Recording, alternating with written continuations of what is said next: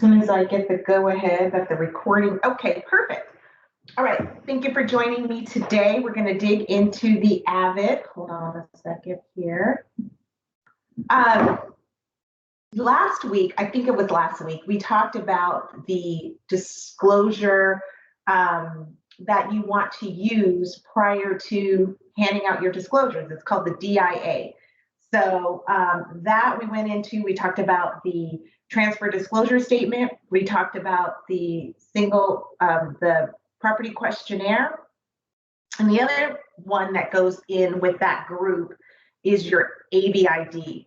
Your ABID is the one document that is designed specifically to protect you as an agent. And it is something that should never be skipped. You always want to do it. There is one little opportunity through COVID that allows you to not do your ABID if it wasn't safe for you to go to the property.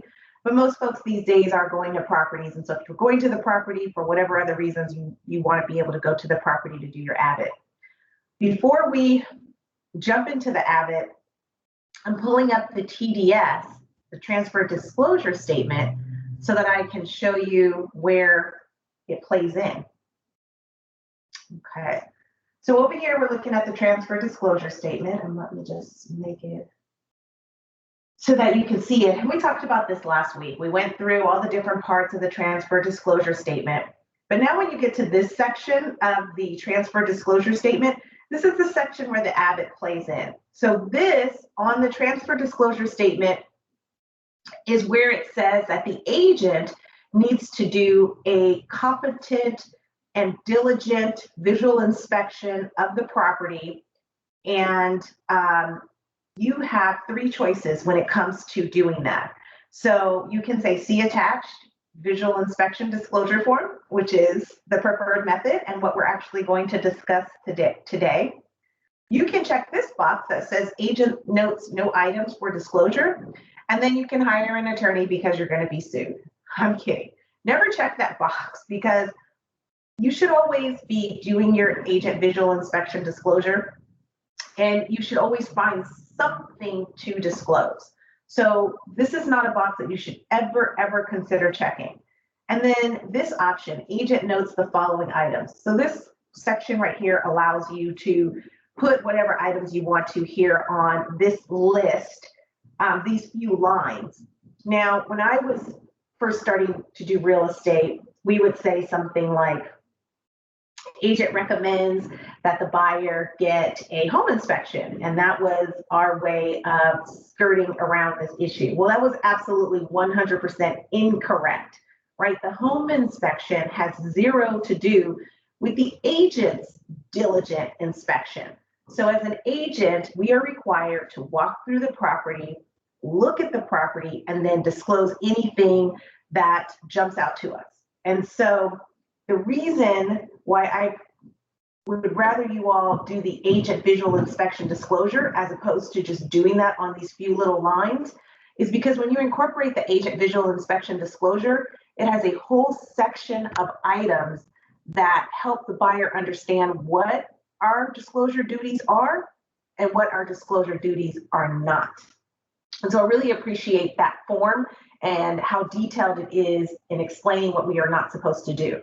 It's helpful to the buyer, but it's also helpful to us as agents because it sets the stage and it offers a guideline for exactly how we should do our visual inspection. So let's come out of this one and let's get into the actual ABID. Hold on here.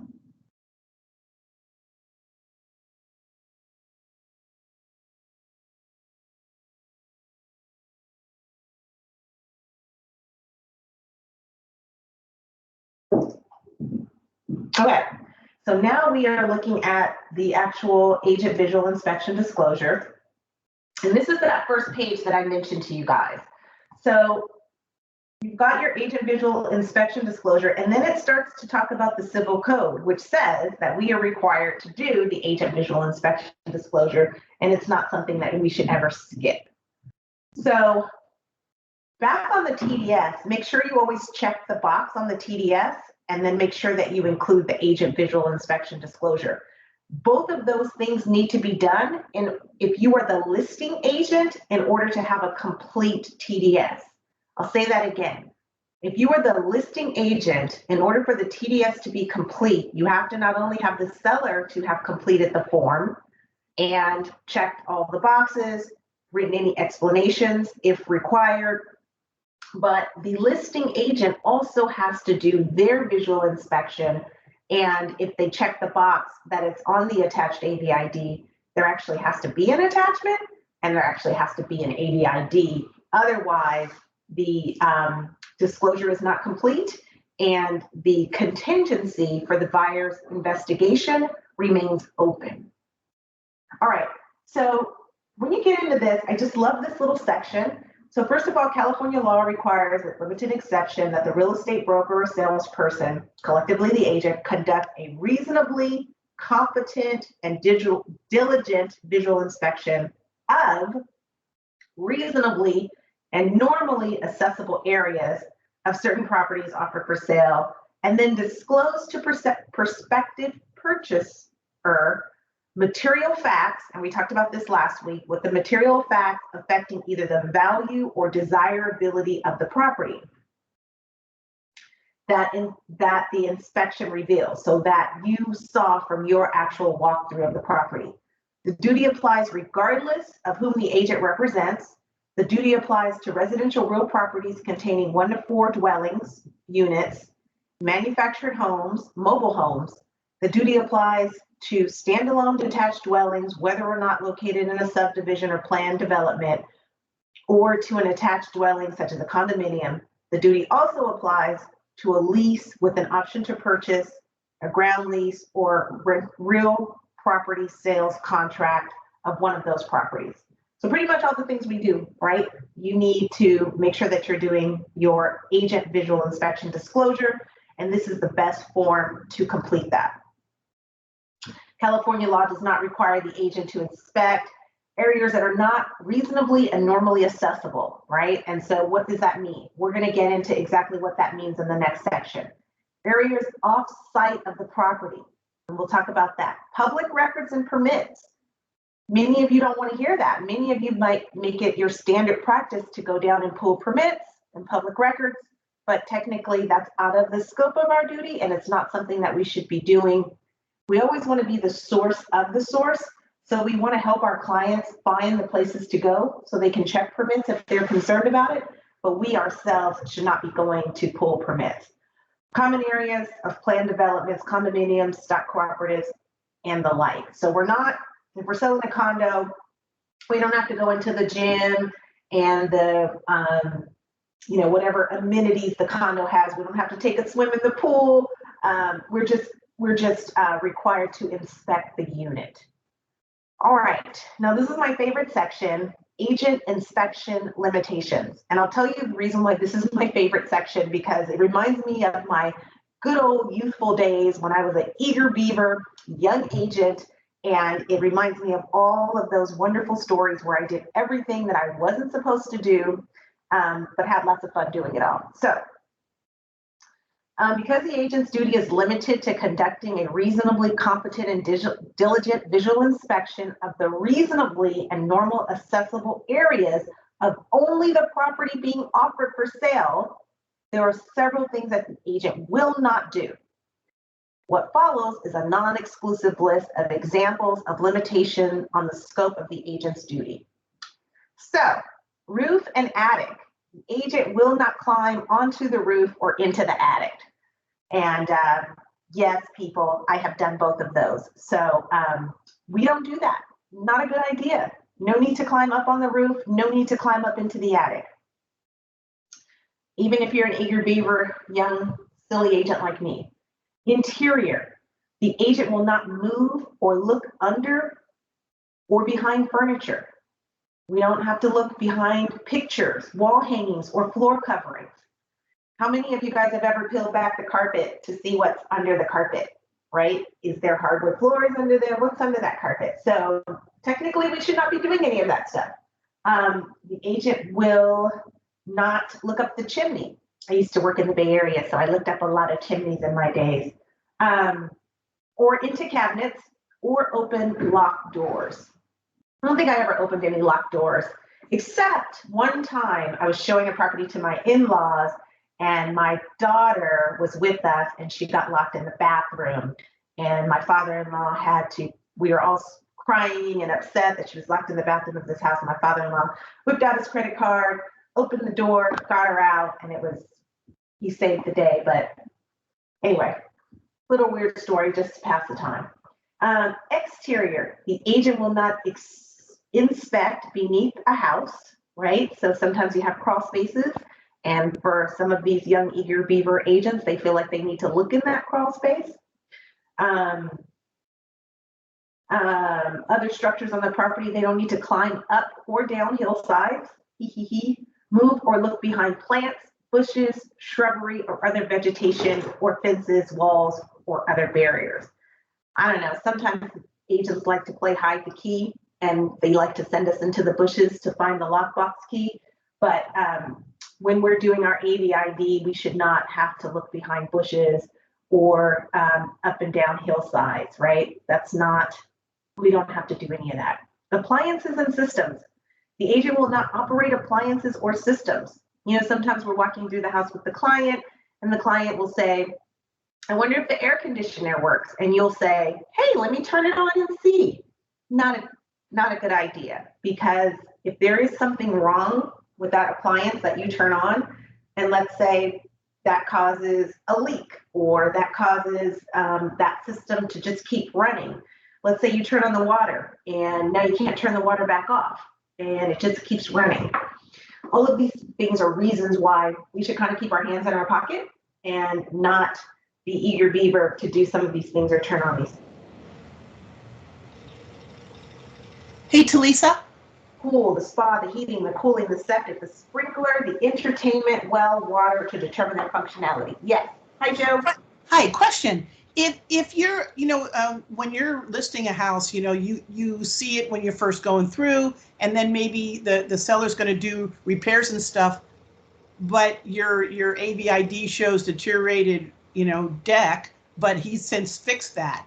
Do I need to need to do an updated one before I fill this out, or wait till the last minute to fill this out? So what you're doing on your AVID is you're noting potential issues. So if he replaced the deck, most likely he would have included that in his disclosures to the client that he replaced the deck. So you wouldn't necessarily have to go back and, repairs are done and things happen and update your AVID. Not in the same way the seller would have to amend their disclosures. You should do probably your AVID at the time that you take the listing. And the only time I think that you would need to update your AVID if something is brought to your attention, like during the course of the listing that you didn't know before and you now know. But again, this is limited to a visual inspection that you take of the property. Okay. So if you come back at a later time, that's different from the time you did your visual inspection. So you shouldn't really need to update it. The only time I could think that you would is if, let's say you find out something and the seller's not disclosing it and you know about it, then you need to disclose it. Thank you. Good question. All right. I talked about all the appliances that I don't want you to touch because you're going to have your hands in your pocket or have them full of papers or something. Size of the property or improvements. Agent will not measure square footage or lot improvements, or identify or locate boundary lines, easements, or encroachments. I'll go even further. I don't think that you should take measurements for your clients. A lot of times people are like, oh, I'm gonna buy a new refrigerator. Can you go measure the area of where the refrigerator will go? I don't recommend that you do that because let's say you give them the measurements, they buy the wrong refrigerator. Now they want you to pay for the refrigerator.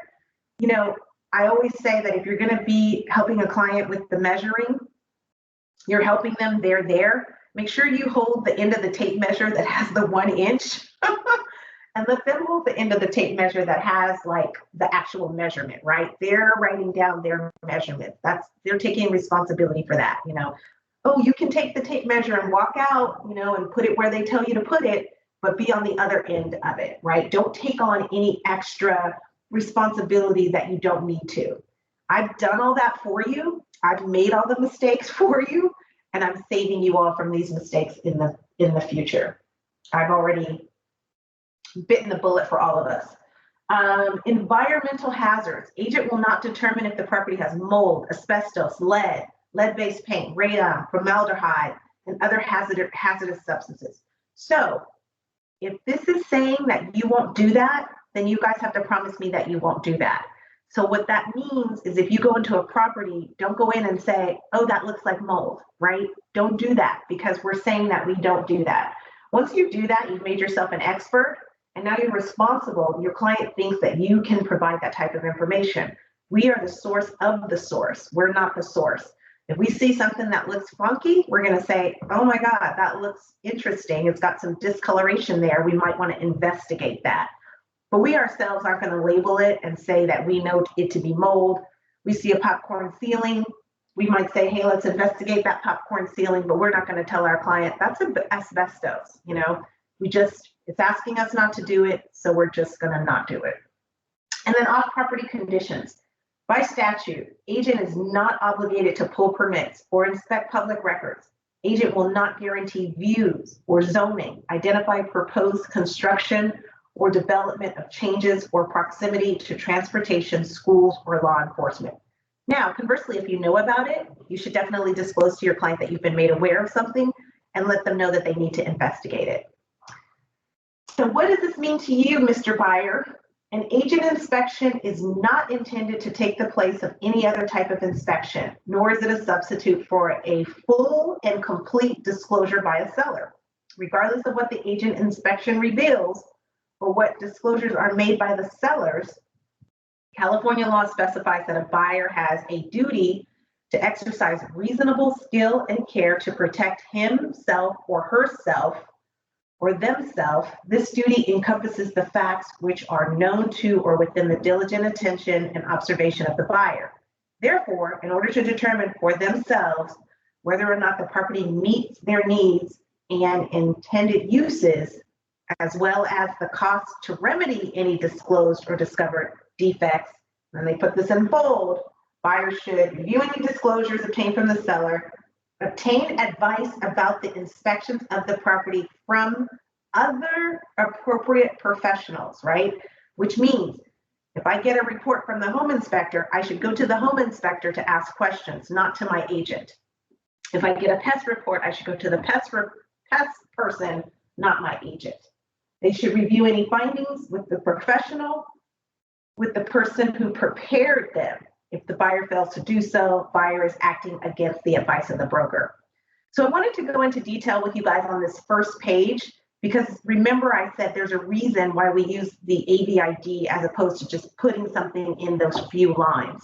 And this is the reason, this page 1, that's all about our protection for us, for folks like me who are eager beavers, and for our clients so they understand that it's a limited requirement, that we're not professionals, we're just doing a diligent visual inspection of the reasonable, accessible areas. All right, now let's get into what that inspection will look like. Let's go into the next page. Any questions before I jump into page 2? All right, you guys are probably already asleep. I could tell you more wild stories about me falling down hillsides and climbing on roofs and all that kind of stuff, but you're gonna have to give me a drink first. So the first thing, if the property is a duplex, triplex, fourplex, this AVID is for unit number. So what that should suggest to you is that for each unit, you're gonna do a separate AVID, right? Say it again, for each unit, you're going to do a separate AVID. So unit 1, this is the AVID, this is the AVID for unit 2, and so on and so forth. Inspections performed by the real estate broker form, that's going to be Coldwell Banker. You're going to put the date and the weather conditions, because that matters, right? What you see on a stormy, cloudy day may be different than what you see on a bright and sunny day in many different ways, right? If the roof's leaking, but it's a dry, sunny day, you wouldn't know that per se. But on a dry, sunny day, things should be more clear and your visibility should be better. So you got to state your weather conditions. and then any other person present. Now, I recommend the best time to do your AVID is during the home inspection. Now, I said during the home inspection, but I recommend that you go the opposite way of the home inspector. Don't follow the home inspector, because then what you'll end up doing is just basically writing down everything that's going to be on the home inspection. You're there for that dedicated time because you usually have to be present to let the home inspector in. And most of the time, the way we set up our home inspections, we get there, we let the home inspector in, he does his job, and then our buyers are coming later on. And then the home inspector is going to walk our buyers through and explain what was on the home inspection. So you've got an hour or so to kill, right? So great opportunity for you to take your time and walk through the property. But again, I would not follow the home inspector. I kind of go my own way. So you start with the entry. And what are you going to write on here? What types of things do you write? Are you going to write beautiful marble floor, grand entryway, stunning views, amazing chandelier? None of that stuff, right? So I always say you're going to write things that if you were going to appear in front of a judge later on, you want to make sure, number one, that you show that you were in that property, right? So you need to show that in each and every room, you walked that property, you saw each and every room. So you're looking for something to write in each and every area because you want to prove that you've been in those areas. You're not praising the property or selling the property, and you're not excusing anything that you see. You're noting what you see in each and every area. So perhaps there is a scuff on the stairwell in the entryway. You might say scuff or discoloration or mark. We never want to use any adjectives whatsoever. We don't say small, we don't say large, we don't say minor, we don't say insignificant, we don't say huge or massive. We would just say what it is.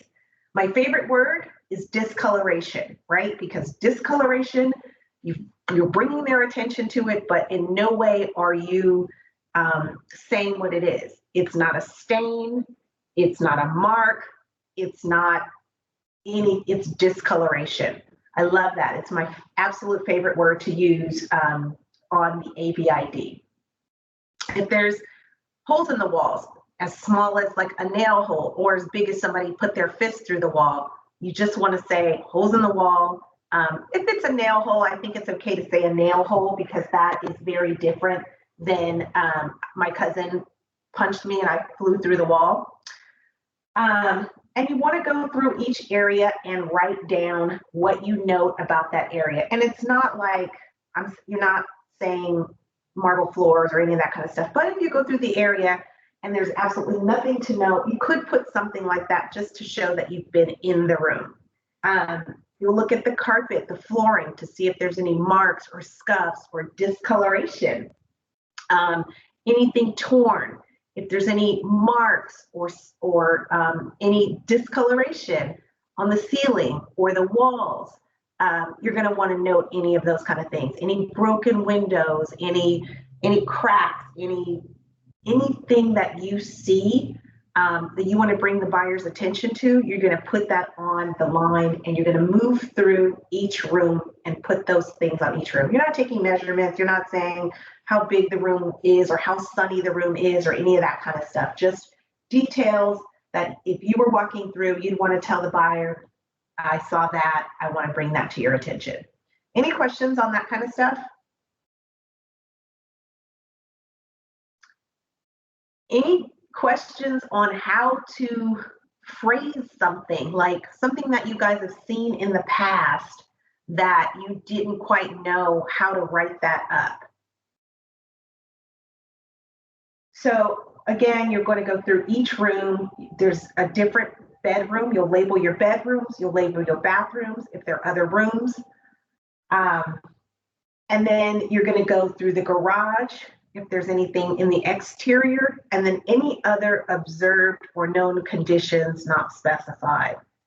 Once you've done that, you're going to sign off saying this disclosure is based on a reasonably competent and diligent visual inspection of the reasonably and normal accessible areas of the property on the date specified above.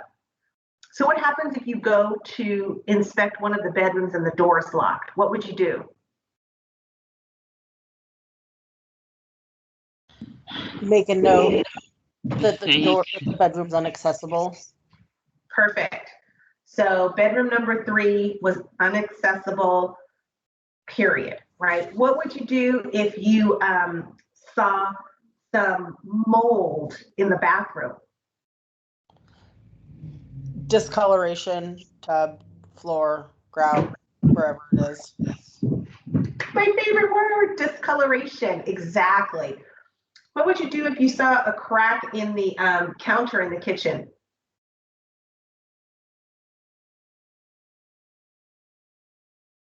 Crack in tile or crack in countertop. Perfect. Yeah, it wasn't a hard one. I wasn't trying to trick you guys.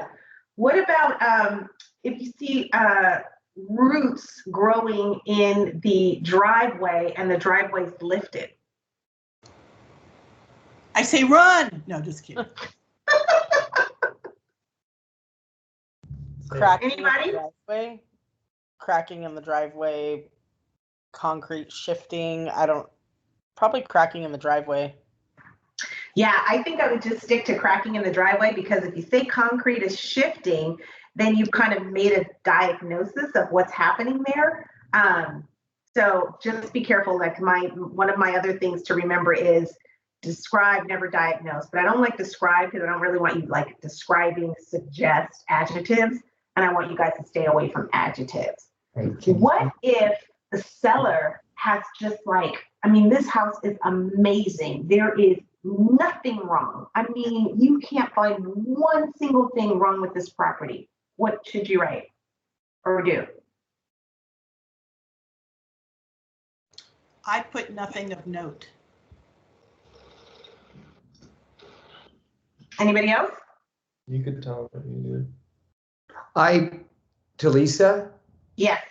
I normally, if it's perfect, I just write bedroom number 2, carpeted with closet. That's all I put to show that I've been in there, but I don't say anything else because sometimes it's just that. It's just a bedroom with a closet. Yeah. Well, if I go into a house and it's absolutely perfect and there's nothing for me to write, I'm gonna like break a window or something, right? I would. I'm All gonna right. put new color crayons on the wall. Yeah, right. Scratch something, break something, do something. Right. No, you guys are absolutely right. Both Joe and Brent are correct.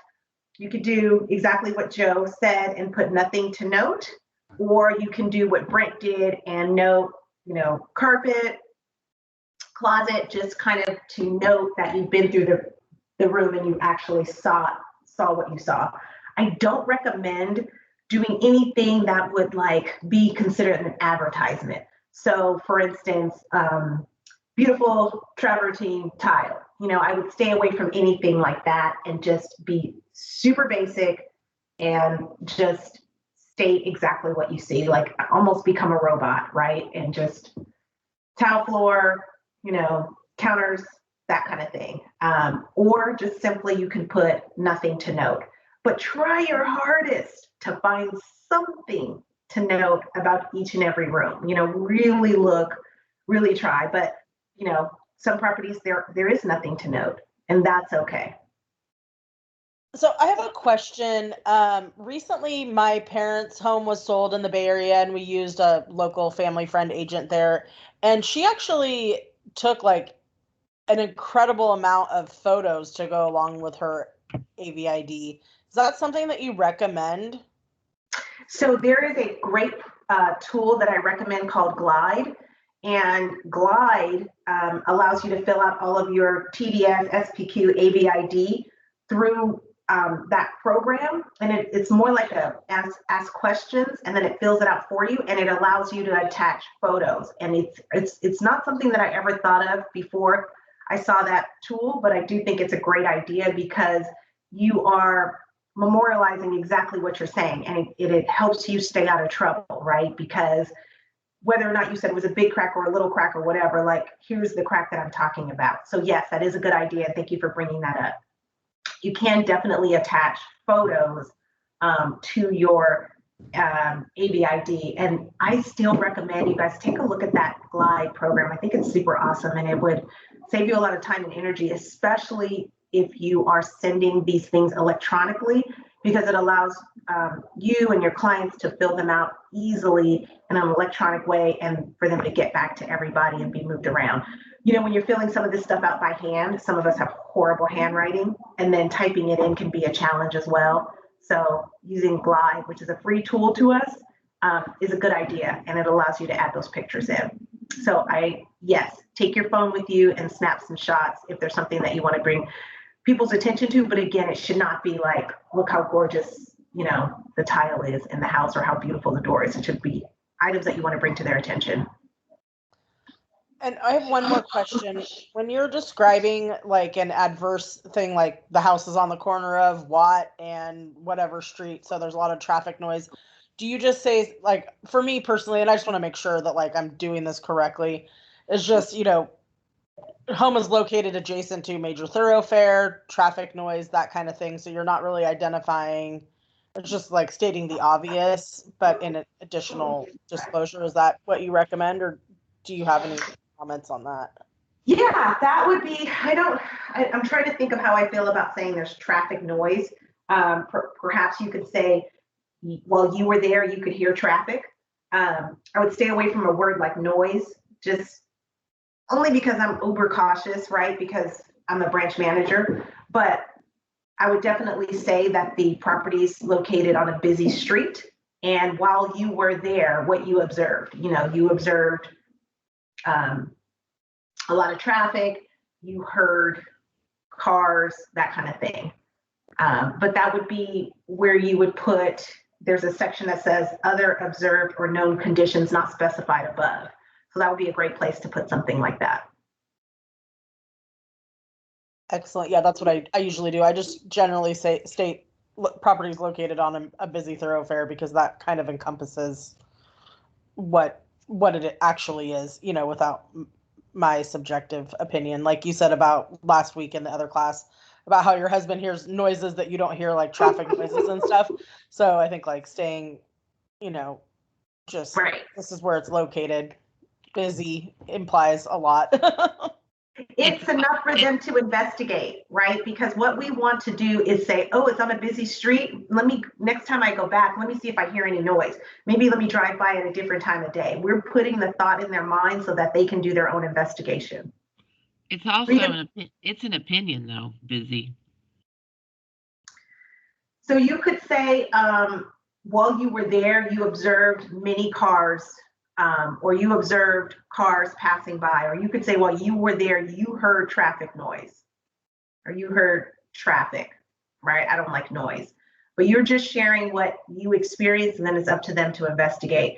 I don't think it would be appropriate to leave something out. If you were in the backyard, like there are some houses, they back up to like a busy street, and in the backyard, you can hear that traffic. You've got to put that in. If you were there and you were in the backyard and you heard the traffic, you need to put that in. You could hear traffic from the backyard.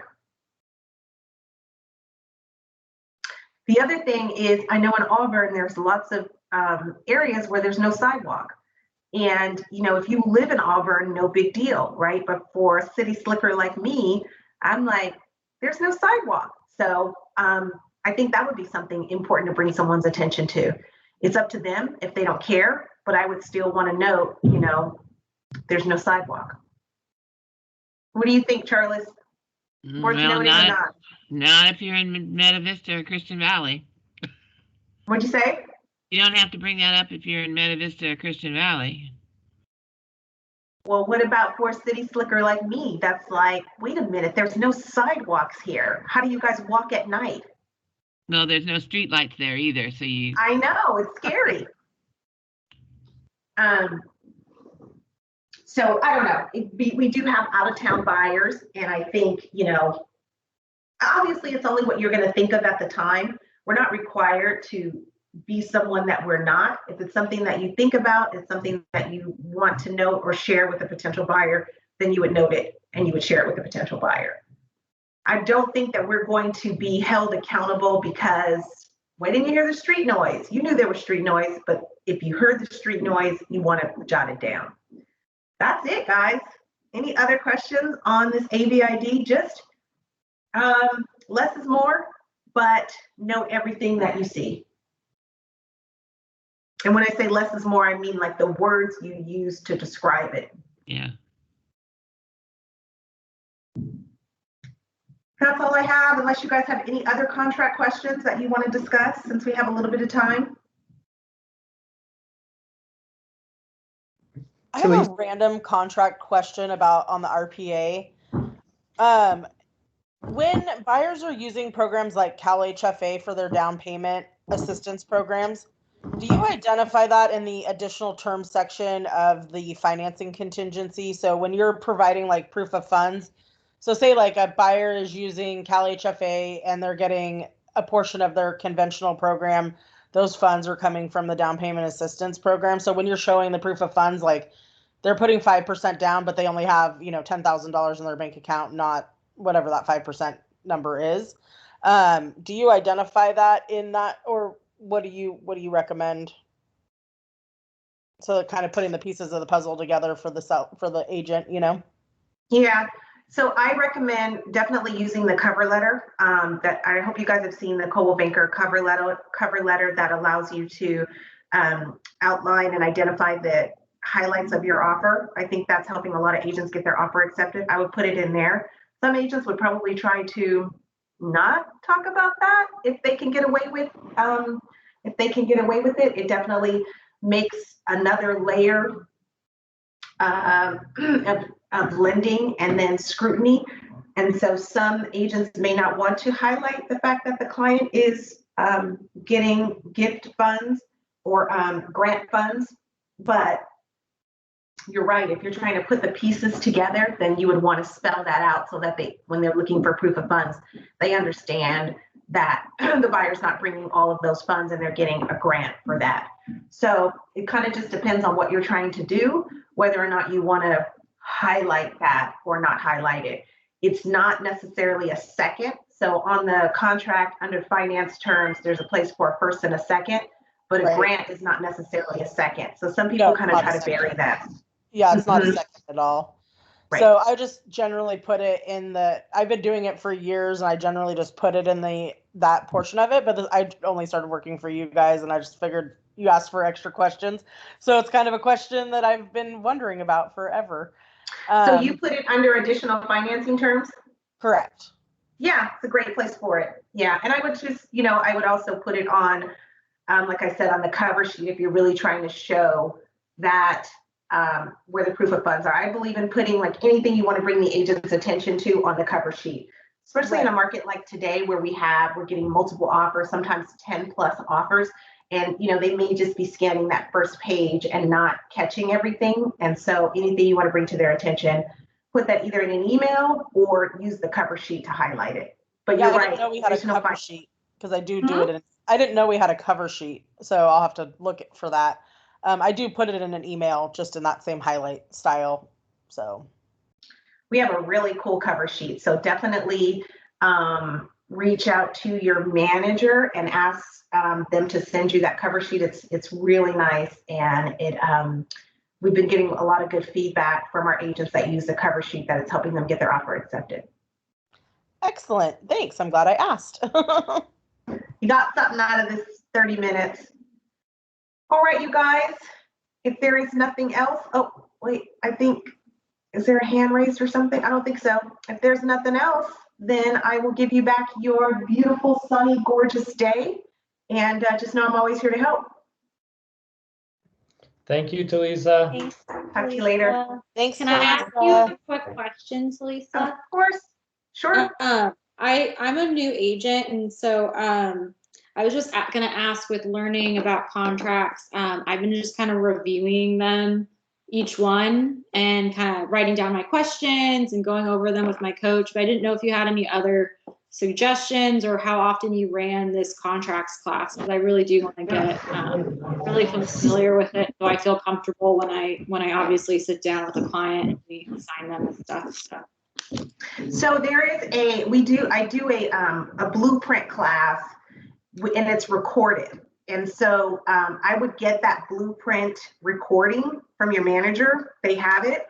And if not, come back to me. I'm happy to dig it up and send it to you. But it's a full 3 hours deep dive on the contract with all the particulars. And I would just go through that, in chunks.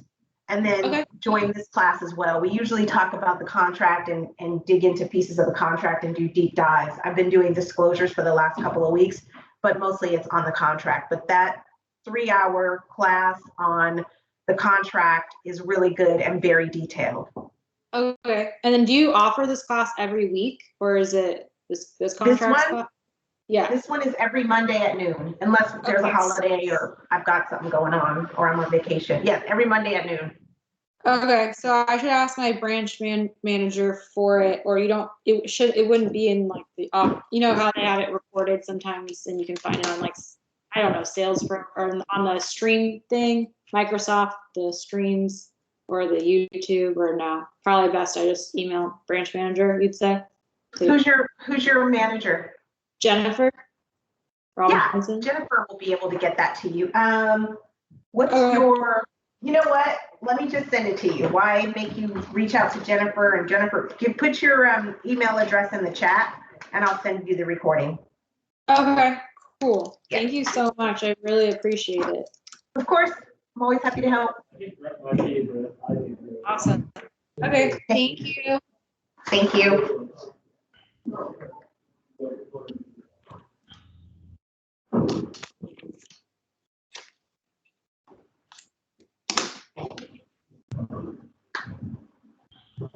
Okay, got it. I will dig that up and send that over right now.